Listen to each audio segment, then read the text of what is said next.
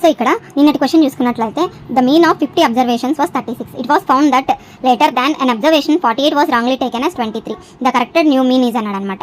So ఇక్కడ of 50 observations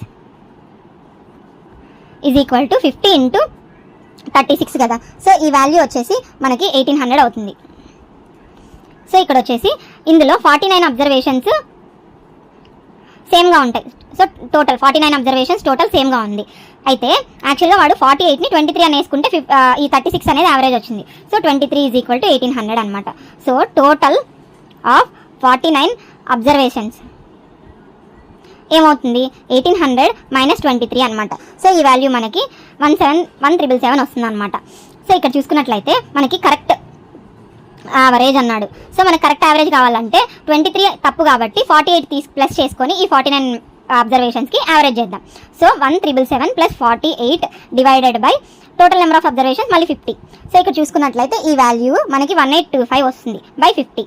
so 5 10s 5 3 15 6 35 అనమాట. So 365 by 10 అనమాట. సో ఆన్సర్ అనేది 36.5 అనేది వస్తుంది అనమాట.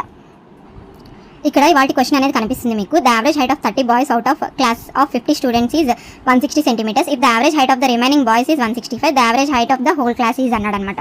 సో ఈ క్వశ్చన్ మీరు సాల్వ్ చేసి ఆన్సర్ అనేది నా కమెంట్ సెక్షన్లో మెన్షన్ చేయండి. రేపటి వీడియోలో దీన్ని ఎలా చేయాలనేది ఎక్స్ప్లెయిన్ చేస్తాను.